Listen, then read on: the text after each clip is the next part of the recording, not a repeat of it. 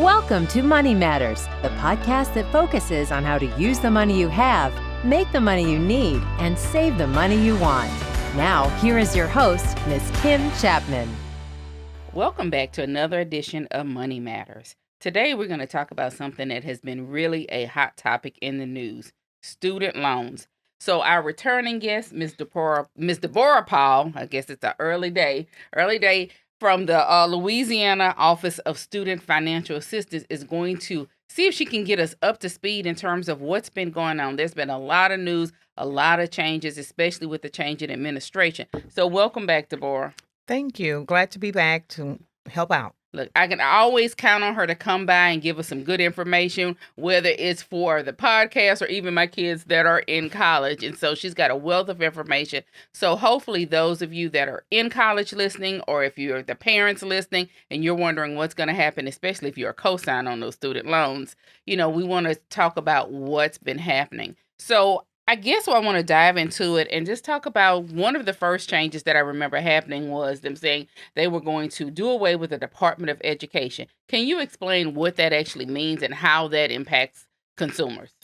Yes, the current administration has vowed to dismantle the Department of Education. They've already laid off over half of the staff nationwide, Department of Education, and federal student aid is a component of the Department of Education. So if that happens, it does require congressional approval. Actually, 60 votes from the Senate would be required to get rid of the Department of Education. And looking back and doing some research, it's only been in existence for 45 years before it was handled by other things. So basically, federal student aid would be handled by the Treasury Department. Okay. The services for students, elementary and post-secondary students, would be handled by the Department of Health and Human Services. And then Title IX, the civil rights component, would be held by the Department of Justice. So there are several bills out in Congress now talking about, dismantling it. Then on the other end, they're trying to keep it. So we'll see what happens as it goes through the legislative process. So are there any advantages to the average consumer if it's dismantled? Well, they want to give states more authority to do what they need to do at that level. So I guess that would go back to 45 years ago, what was happening in the Department of Ed, and they'll be giving out grants to states to administer those programs. But there's a lot of talk about students with disabilities being maybe left out or not getting the full realm of services that they need because there's no more U.S. Department of Education. So we'll see how that ends up. But they have plans to transfer the components to different agencies, and they're saying it's going to be a seamless transfer of service. One of the bills I saw would end the Department of Education as we now know it at the end of December 2026. So that's a year and a half from now, basically. Oh, wow. So I guess it's kind of a to be continued and a wait and see what happens. Right. So, of course, with everything else that's going on, there's tariffs, there's inflation, so many things are going up. And then it seemed like a boom was lowered in the news because they announced that, hey, all you guys that have been on student loan pause, if your student loans are in default, that time is over. If your student loan's in default, they're going to start climbing down and they're going to start collection practices. So first, let's talk about what makes your student loan be in default. If you have not paid on your loan in 270 days, that basically means you're in default. Okay. So they can, at that point, start collection. And then, like you said in the news, all of this new activity starts on Monday, May 5th. So it's time for borrowers to beware. So if you have not paid on your loan in 270 days, it's considered to be in default. All right. So somebody is listening and saying, I have a student loan. I don't know if I've paid on it. Has it been 200 days? Has it been 270 days? How can they figure out what their status is? They can contact Federal Student Aid, which is on the website. There's Federal Student Aid, and you can log in, create an account. And there's a portal called National Direct Student Loan Data System, NSLDS. So everybody who's ever received any type of federal aid, Pell Grant, SELG grant, federal work study, student loans, it's all in that database. You have to create an account and the information is yours. So you can look and see where you borrowed, how much you borrowed, what your interest rate was, what the status is, who your servicer is, because the Federal Department of Education has servicers that basically collect on the loans for people who are in default. So that's the first thing, to go in there and see. And there are a lot of advocacy groups out there that are helping students to find out what their status is, so that they don't go into default. Or if they're in default, what are the options that they can go from there? All right. So let's talk a little bit about what the real impact is. If your student loan is defaulted, how does that impact your credit or anything else? Default is serious. It impacts, as you said, your credit score, which may stop you from even getting a job, or the ability to buy a house, or even rent an apartment if you have a low credit score.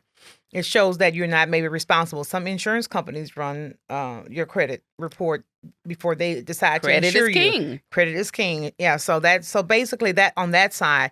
But then also they could garnish your wages, which is severe. And the federal government can garnish up to 15% of your income if you're in default. So that's 15%. That can be significant depending on where your income is.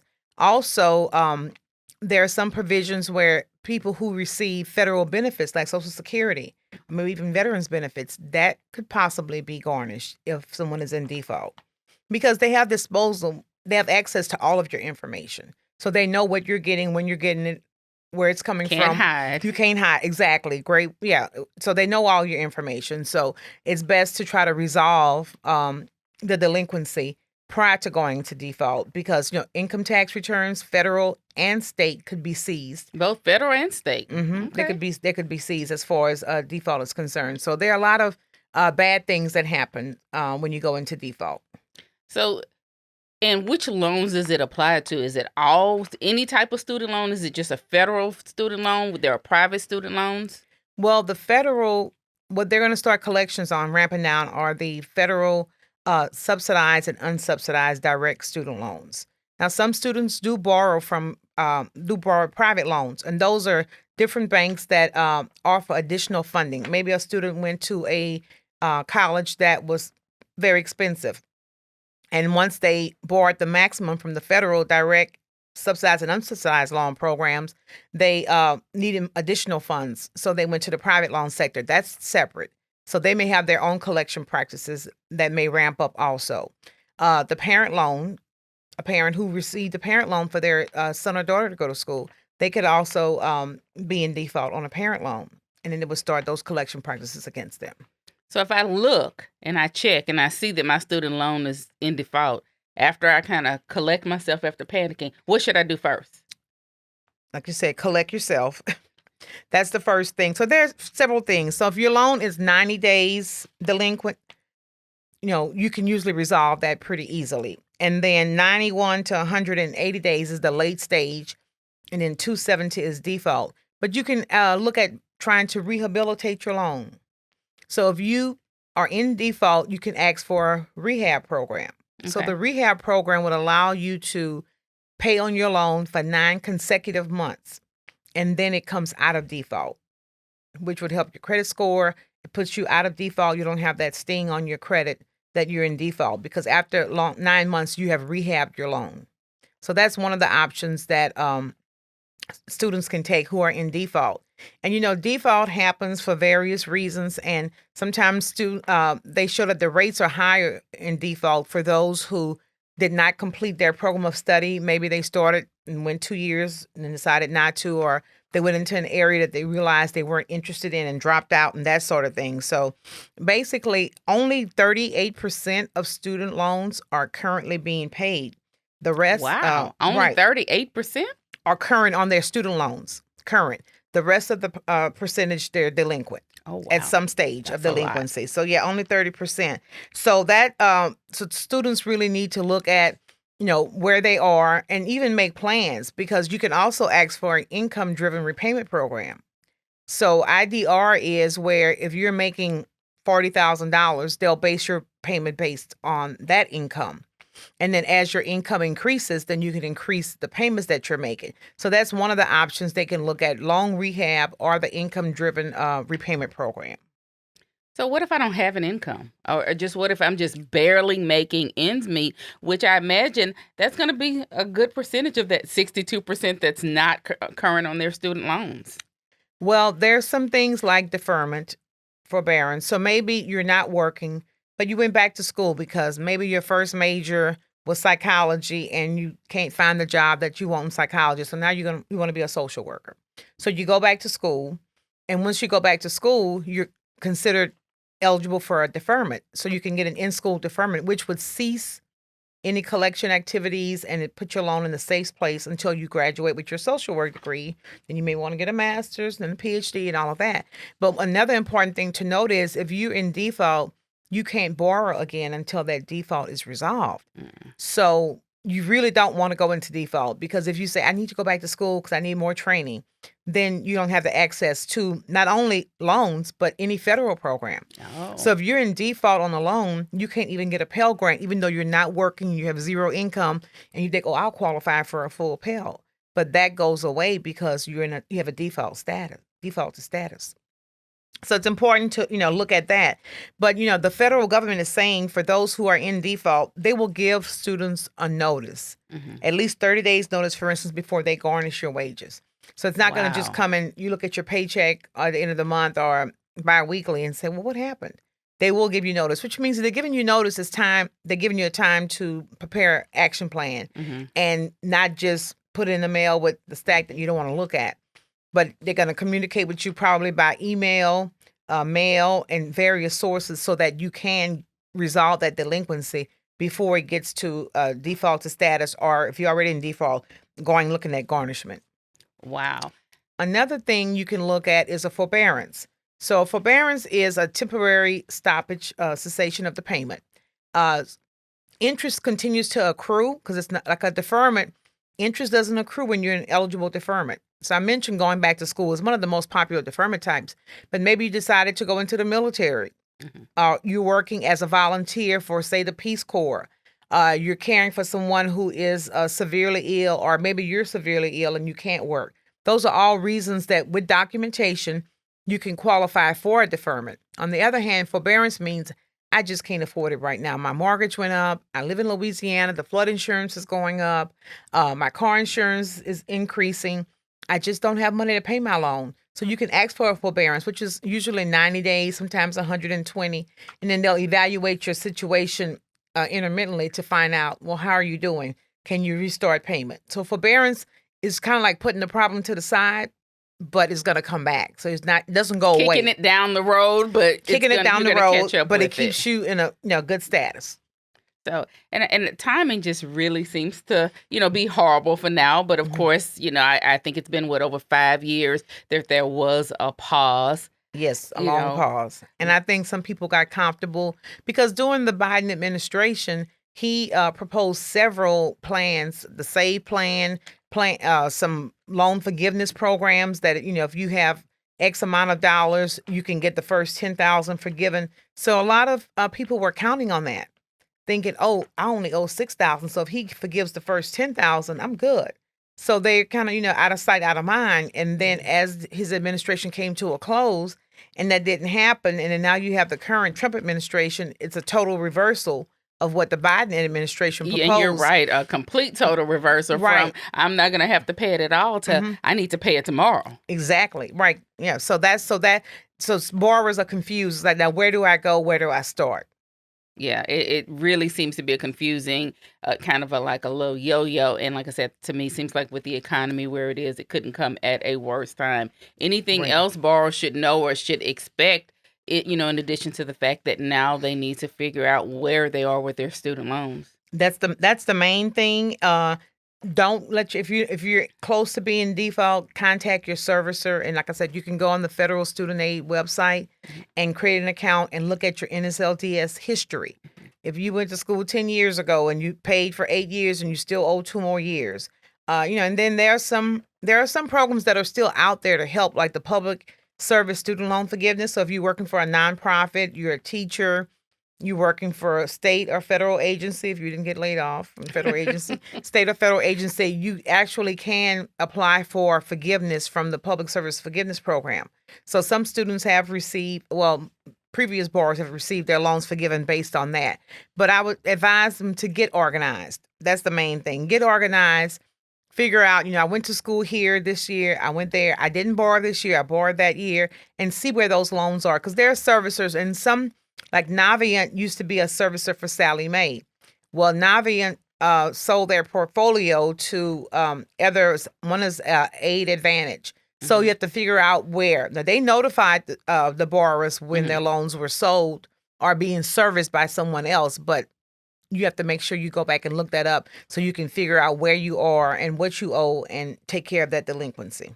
And I know we've talked a lot about the students because they're the primary borrowers, but what should parents know, especially if you've done a student loan and you were a co-signer, if you did a Parent Plus loan, what should parents be aware of, or what kind of conversation should they be having with their students? Well, if the parent did a plus loan, that's strictly on the parent. So they won't come after the student for the parent loan because the parent signed that promissory note. So for their students, and now is a good time because we're approaching, graduation season, and students are going to be going to orientation and they want to live in luxury and having to borrow. And just, look closely at, the choices that you're making or considering and see what the best option is for you. I talk to students a lot. And if you want to major in education, you don't have to go to, say, Harvard or Princeton to be a teacher. But maybe you can stay home and go to a state school and still get your teacher degree because you're going to still have to take the praxis like all the students. And if you can master that and then become a teacher, maybe you want to go to a more prestigious school to get a master's or a PhD if that's your goal. So look at the cost of choice, like where you want to go, what it costs to go there. Can your parents afford it? Those conversations should not start in 11th and 12th grade. When your student, I would say, is in middle school, parents, we want you to go to college. What do you think you want to do? Where do you think you want to go? And then that's a good time to start finding in the summer. There's a program at the school for the summer, 2-week camp or 1-week camp, and just see how they do. It teaches a lot. If it's local, they can go there and handle themselves accordingly, or if it's farther away. Some students may not want to be far away from home. They love family, but, I'm graduating. I can't wait to get away. And then once they go away, you start hearing, oh, I miss home. And I guess I'm talking about personal experience. I had my daughter, she went out of state her first year to Clark, Atlanta. And I think she missed home more than she still doesn't acknowledge. She'll be 35 soon. But she came back home and went to Southern University, and she flourished there because she was on campus. So she was close enough to home where she could come home if she wanted to, but then she liked being around family and that. So students, you have to know your child and, not just give in to whatever whims they have and say, oh, I want to do this, I want to do that. And then when you look at it, is it outside of what we had budgeted for college? Have we saved for college? Which, you could look at, did you have a storage savings plan, which LASFA does administer, a 529? Or do you have money saved somewhere else? Or is there a trust fund that we don't know about? So you have to look at all of those options when you're planning so that you don't get in a situation where someone who did not plan, they're facing garnishment or not knowing how much they owe and they're not in the job that they want to be in. So there are a lot of things to consider. It's important when you start looking at finance and post-secondary education. And I guess from personal experience, too, it seems like the availability of student loans has been pretty liberal in the past. Yes. Do you anticipate that may change, especially with the Department of Education, if it is eliminated and then those choices are made by the state? Do you anticipate that may change and maybe you won't have as much flexibility to say, okay, my school costs $10,000, but I'm going to borrow $50,000 so that I can get this apartment? It's interesting that you mentioned that because there are some proposals out there that would change a lot of student aid. One of them is eliminating the plus loan. Not sure that's going to happen, but that's one of the things they're looking at. Another is increasing number of hours required to get a full Pell Grant. Currently, if you're full-time, 12 hours, it's universal, you can qualify for a full Pell Grant. They're looking at increasing that to 15 hours. So that would affect some programs. Definitely. Not taking the 15 hours because now students take 12 hours because of, life. They work or their parents or they want to focus more on their studies, that sort of thing. So they would have to increase that to 15 hours to get that. And then they're looking at decreasing some of the loan limits so that students don't end up borrowing $200,000 for a law degree or a medical degree. So those are some things that they are considering changing, which would change, the entire landscape of how we see students paying for college.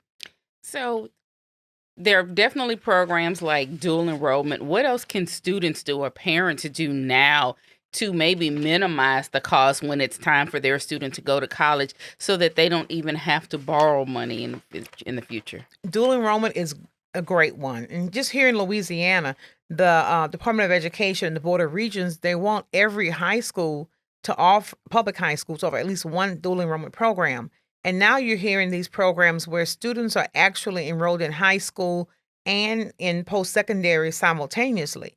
There are students who are graduating with their associate degree as well as their high school diploma. They're halfway through college. Halfway, exactly, because you need 60 hours for an associate degree, so you're definitely halfway through. So you think of the cost savings of that.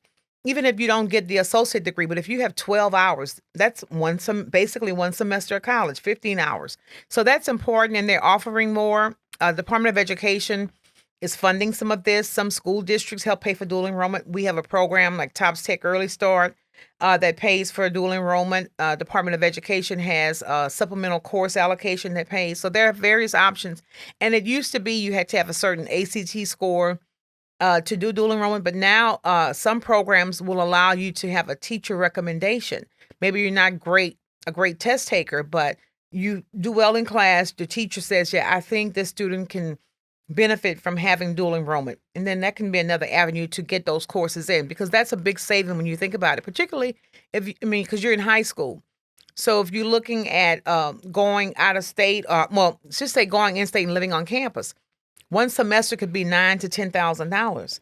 But if you get to that college campus with 30 to 60 hours, you've eliminated a lot of future spending just by taking those courses in high school. So that's gaining a lot of momentum now. And I think parents are seeing the value of encouraging their children to pursue dual enrollment because of the benefits of savings later on, particularly if the student wants to do work in an area that requires a master's or a specialist degree or PhD. And even things like physical therapy and occupational therapy, they're no longer bachelor programs. Those are doctoral programs. So if you want to be a physical therapist, you're looking at 6 to 7 years because you finish with your doctoral degree in physical therapy or occupational therapy. So if you're looking at something that requires additional degree beyond the bachelor's degree, definitely dual enrollment would be a way to look at trying to fund that. So one last thing. So we know the payment pause really was kind of spearheaded because of all the trauma from COVID. Mm-hmm. And so before that happened, students were responsible for student loan payments. Is this new collection practice any different than what happened before there was a payment pause? Well, not the default. Basically, if you were delinquent 270 days, you went into default. So I think, that's not different. So there's not anything harsher going on now with the default. But possibly pursuing garnishment may be a little bit more aggressive because if you're in default, they can do, and if they're going to be hiring collection agencies to pursue the garnishment and that sort of thing, that's probably a little bit more aggressive. But default has always been 270 days. So we had plenty of people with student loan defaults. It's just maybe they weren't as aggressive going after those students. And now It sounds like and some of the provisions have changed because before when you were in default, you could lose your professional license. So if you were an attorney, you could not get your bar license renewed. Or if you were a doctor, a nurse, licensed esthetician. But they started thinking if you can't work, then you definitely can't pay. Exactly. So now they've removed that provision where they don't suspend your license if you're in default because they want you to be able to work to pay the money back. Okay. And, they're saying that, students borrowed the money and it's going to help our economy once students start paying it back. So it's their responsibility. It's not the government. When you sign the promissory note, and I'm just quoting what's been said. When you sign just a messenger. Right. When you sign the promissory note, you said that you would repay these funds and they want students to repay that. You heard it from the messenger. And I would say it's probably worth repeating again. How can students go and check their status to see if they are in default? Go to the Federal Student Aid website, which is studentaid, studentaid.gov.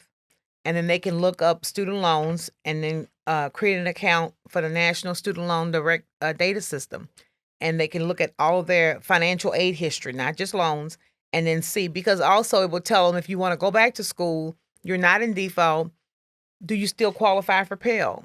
All of that information will see if you've exhausted Pell eligibility, because you only can get Pell for up to 6 years. So if you exhausted that, then what else is available to go back to school to get additional credentials or education? All right, Deborah, it seems like this is going to be to continue. We'll have to see what other changes come, but thank you so much for providing this update. I know that there are a lot of students that are concerned that need this information, so now you know what action you need to take next. Thank you. You're welcome.